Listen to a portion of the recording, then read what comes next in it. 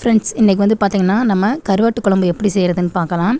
First வந்து பார்த்திங்கன்னா கருவாடு வந்து பார்த்திங்கன்னா எல்லாத்தையும் இந்த மண்டையெல்லாம் பிச்சு போட்டு நல்லா சுடுதண்ணி ஊற்றி நல்லா ஊற வச்சுருக்கிறேன். அதுக்கப்புறம் புளி வந்து பார்த்திங்கன்னா நெல்லிக்காய் சைஸ் அளவு புளியை நல்லா ஊற வச்சுருக்கிறேன். இப்போ கடாயை காய வச்சு ஒரு 50 ml வந்து நல்லெண்ணெய் சேர்த்துக்கலாம். இது வந்து கருவாட்டு குழம்புலாம் வந்துட்டு பார்த்திங்கன்னா நல்லெண்ணெயில் செஞ்சால் தான் நல்லா ருசியாகவும் டேஸ்ட்டாகவும் இருக்கும்.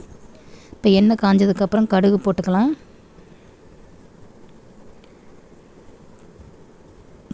கடுகு, சீரகம், வெந்தயம் இதெல்லாம் போட்டு நம்ம நல்லா தாளிச்சிக்கலாம். கொஞ்சோண்டு இதில் சோம்பு ஆட் பண்ணிக்கோங்க.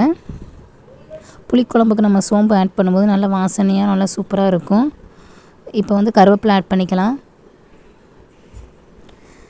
அதுக்கப்புறம் வரமிளகா 2 நம்ம போட்டுக்கலாம். இப்போ அதெல்லாம் நல்லா பொரிஞ்சதுக்கப்புறம் சின்ன வெங்காயமும் வெள்ளைப்பூடு நல்லா சேர்த்துக்குங்க. அதை வந்து நல்லா எண்ணெயிலே நல்லா வதக்கி விட்டுக்கலாம். இது கூடவே வந்து பார்த்திங்கன்னா 2 பெரிய வெங்காயம் வந்து நல்லா பொடிசாக அரிஞ்சு வச்சுருக்கிறேன். 2 பெரிய வெங்காயத்தை நம்ம சேர்த்துக்கலாம்.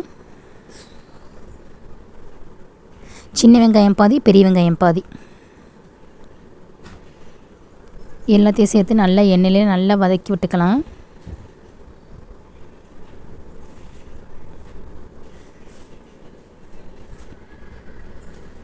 இப்போ வந்து பார்த்திங்கன்னா வெங்காயம் வந்து கொஞ்சம் அரை வேக்காலுக்கு வெந்துருச்சு. இந்த சமயத்தில் நம்ம கொஞ்சம் பெருங்காயத்தூள் ஆட் பண்ணிக்கோங்க. பெருங்காயத்தூளையும் சேர்த்து நல்லா வதக்கி விட்டுக்கலாம்.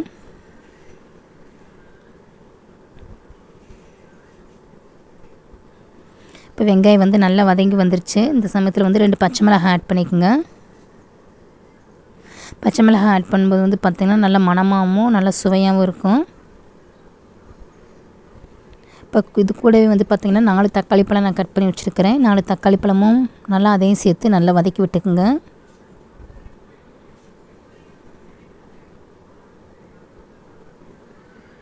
இப்போ தக்காளி வந்து பார்த்திங்கன்னா நல்லா வெந்து வர்றதுக்கு கொஞ்சம் நம்ம சால்ட்டை வந்து ஆட் பண்ணிக்கலாம். நம்ம சால்ட்டு சேர்க்கும்போது வந்து பார்த்திங்கன்னா தக்காளி வந்து சீக்கிரம் நல்லா வெந்து நல்லா மையாக வெந்து வந்துடும்.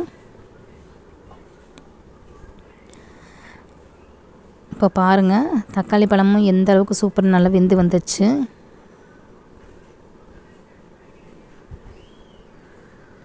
இப்போ வெங்காயம் தக்காளி நல்லா வதக்கி விட்டாச்சு. இப்போ நம்ம மசாலா சேர்த்துக்கலாம். 1/4 டீஸ்பூன் மஞ்சள்தூள் ஆட் பண்ணிக்கலாம். ஒரு 3 டீஸ்பூன் வந்து மல்லித்தூள் ஆட் பண்ணிக்கோங்க.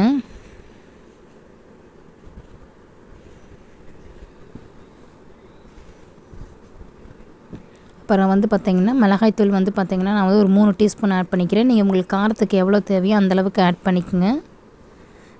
அதாவது 2 டீஸ்பூன் வந்து தனி மிளகாய்த்தூளும் 1 டீஸ்பூன் வந்து காஷ்மீர் மிளகாய்த்தூளும் ஆட் பண்ணிக்கிறேன். ஏன்னா காஷ்மீர் மிளகாய்த்தூள் வந்து அந்தளவுக்கு காரம் வராது, கலருக்கொசரம் தான் அதை நம்ம ஆட் பண்ணிக்கிறது. இப்போ அதையும் எல்லாத்தையும் நல்லா சேர்த்து பச்சை வாசனை போகிற வரைக்கும் நல்லா எண்ணெயிலே இந்த மசாலாலாம் நல்லா எல்லாத்தையும் நல்லா வதக்கி விட்டுக்குங்க. இப்போ வந்து பார்த்திங்கன்னா மசாலோட பச்சை வாசமெல்லாம் போய் எண்ணெய் நல்லா பிரிஞ்சு வருது. இந்த சமயத்தில் நம்ம புளி எடுத்து வச்சோம் பார்த்திங்களா, புளியை கரைச்சி புளியும் தண்ணியே நம்ம இதில் ஆட் பண்ணிக்கலாம்.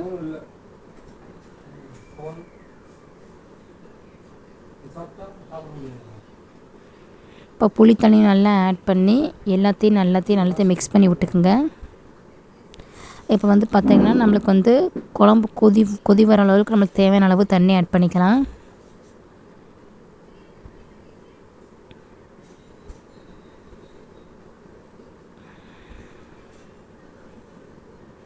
இப்போ தண்ணி ஆட் பண்ணியாச்சு. இப்போ நம்ம வந்து ஃபஸ்ட்டே ஆல்ரெடி உப்பு சேர்த்துருப்போம். உப்பு பார்த்துட்டு உப்பு பத்தலைன்னா கொஞ்சம் உப்பு சேர்த்துக்குங்க. உப்பு சேர்ந்து நல்லா எல்லாத்தையும் நல்லா மிக்ஸ் பண்ணி விட்டுருங்க. இப்போ வந்து பார்த்திங்கன்னா குழம்பு நல்லா கொதிச்சு வருது. இப்போ இந்தளவுக்கு வந்து குழம்பு வந்து நம்ம கொதிச்சு வரும்போது நம்ம கருவாடை வந்து நான் வந்து நல்லா சுடுதண்ணியில் 2 தடவையும் பச்சை தண்ணியில் 1 தடவையும் கழுவி 3 தடவை நல்லா வாஷ் பண்ணி எடுத்துக்கிட்டேன். அப்போ தான் கருவாட்டில் இருக்க மண்ணெல்லாம் எல்லாமே நல்லா வந்துடும். இந்த மாதிரி நல்லா சுத்தமாக வாஷ் பண்ணிவிட்டு அதுக்கப்புறம் குழம்பு கொதி வரும்போது அந்த கருவாடை நம்ம சேர்த்துக்கலாம்.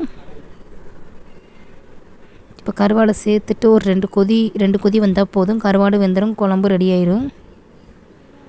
உங்களுக்கு குழம்பு தண்ணியாக வேணும்னாலும் குழம்பு தண்ணியாக இறக்கிக்கலாம். இல்லை கொஞ்சம் உங்களுக்கு கிரேவி மாதிரி வேணும்னாலும் இன்னும் சுண்டை வச்சு நல்லா இறக்கிக்கலாம். இப்போ வந்து பார்த்திங்கன்னா சுவையான கருவாட்டு குழம்பு ரெடி ஆயிடுச்சு. இது பார்த்திங்களா சூப்பராக ஆயிடுச்சு. இதே மாதிரி நீங்கள் செஞ்சு பாருங்கள். இந்த வீடியோ பிடிச்சிருந்தா லைக் பண்ணுங்கள், ஷேர் பண்ணுங்கள், சப்ஸ்கிரைப் பண்ணுங்கள். தேங்க்யூ.